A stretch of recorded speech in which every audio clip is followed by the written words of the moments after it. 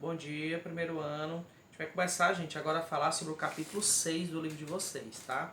Que é a hidrosfera e a dinâmica das águas continentais.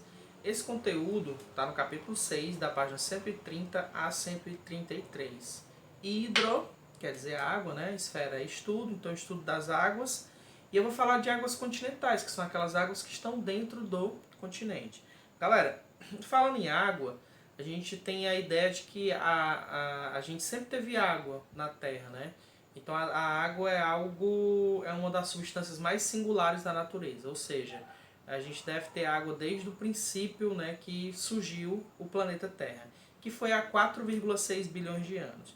Hoje nós temos em torno de 71% de água, né, e 29% de continente, então esse planeta era para ser chamado de planeta água, pela quantidade de água que nós temos, né? Galera, no início do livro de vocês, na página 132, tem um histórico de como surgiu essa água aqui no planeta, tá? Então tem aí, essa imagem eu tirei do livro, tá? Então você tem o ponto A, ponto B e ponto C.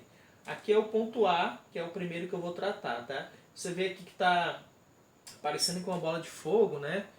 Tudo vermelho, muito fogo, que mostra o quê? Que a Terra era muito quente no início. Tanto é que a maior parte dos cientistas diziam que a Terra ela era uma bola de fogo. Tá? Então, assim, os vulcões eles expeliam muito vapor d'água, né?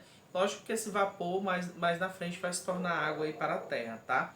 E aí, durante muito tempo, durante milhões de anos, esses vulcões eles soltaram tanto gases quanto vapor d'água. E essa Terra era uma Terra ainda muito primitiva, né? Era um planeta ainda muito primitivo. Figura A. Figura B, pessoal, é quando a Terra já começa a resfriar, certo? Então aqui o planeta Terra começa a resfriar, as temperaturas começam a baixar, apesar de que ainda ser lento, mas vai baixando. E aí a gente tem o que? Esse vapor d'água, esse vapor d'água vai chegar até as nuvens e vai condensar. Ou seja, o que é condensar? É a troca de estado físico da água. Então ela vai subir como vapor d'água em estado gasoso e essa água vai se transformar em estado líquido.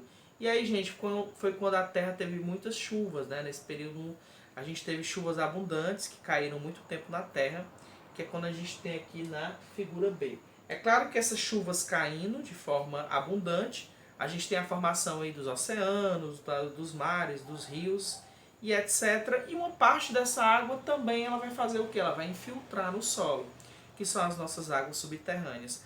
Águas subterrâneas que têm uma grande importância, tá, gente? Porque são águas que são doces, né? E a gente vai poder utilizar, o ser humano pode utilizar essa água, tá? Esse aqui é a imagem C, tá? É claro também que essa água que caiu, ela deu a formação do relevo terrestre, que é o que a gente tem hoje, tá certo?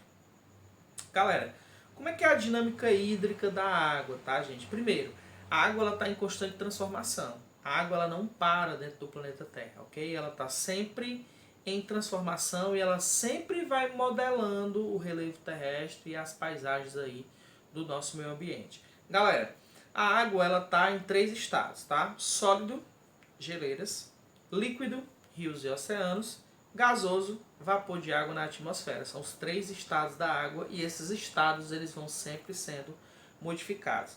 Na página 133 do livro de vocês, vocês encontram essa imagem aí, eu tirei do livro de vocês, que é quando ele mostra o ciclo hidrológico da água na natureza. Um ciclo que não acaba, um ciclo sem fim, tá?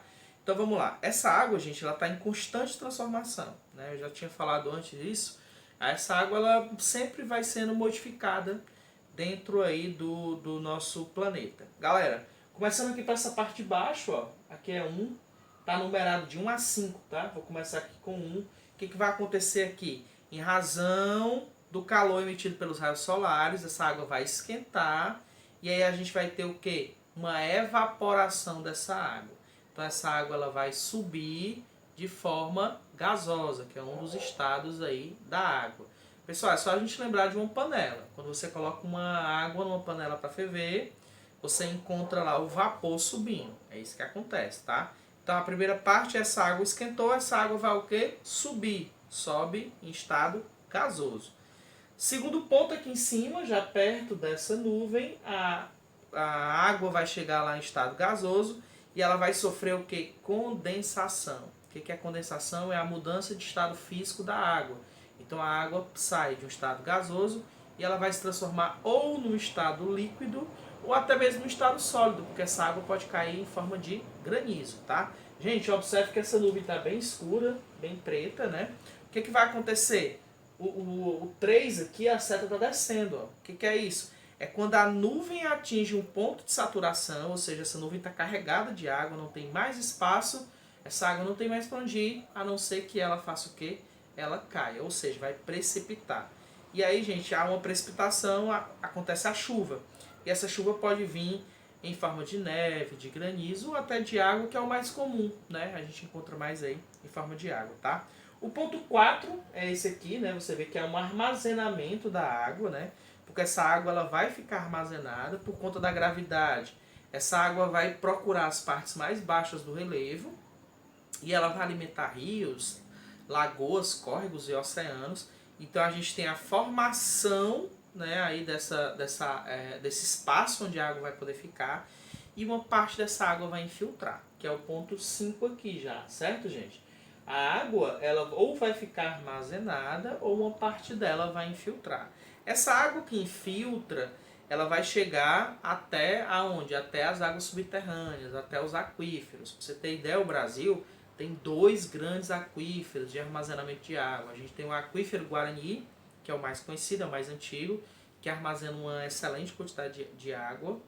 Mas nós temos um que foi descoberto há pouco tempo, gente, que é o aquífero Alter do Chão. Está abaixo da região amazônica e ele tem capacidade de abastecer toda a terra por 250 anos. Estou falando de água doce aqui, no subsolo aqui do Brasil, tá certo?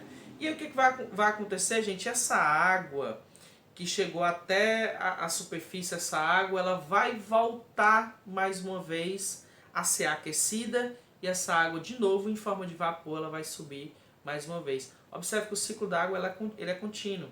Então essa água ela vai subir em forma de vapor, vai haver uma condensação na nuvem, essa água ela vai haver uma precipitação, essa água vai descer, uma parte vai ficar armazenada, outra parte vai chegar até as águas mais profundas, né, as águas subterrâneas que a gente chama, mas essa água ela volta a ter o ciclo. Ou seja, esse ciclo ele é eterno, tá? A dinâmica ela sempre acontece.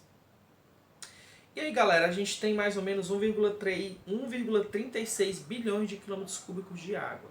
Essa quantidade de água, segundo os cientistas, é praticamente a mesma quantidade de águas que a gente tinha no passado, tá? Só que esse volume de água ele é grande, mas ele é desigual. Você tem, por exemplo, a região amazônica com uma quantidade imensa de água. Mas aqui, por exemplo, no Nordeste você tem um clima semiárido onde já falta água. Você vai para o Oriente Médio, você tem uma região seca, semiárida, Oriente Médio que fica ali na Ásia, também onde falta água. Ou seja, há uma má distribuição dessa água no planeta Terra. Se essa água fosse melhor distribuída, nós teríamos realmente um problema menor com a água, tá? Mas aí vamos ver como é que essa água está distribuída no planeta, tá, gente? Vamos lá.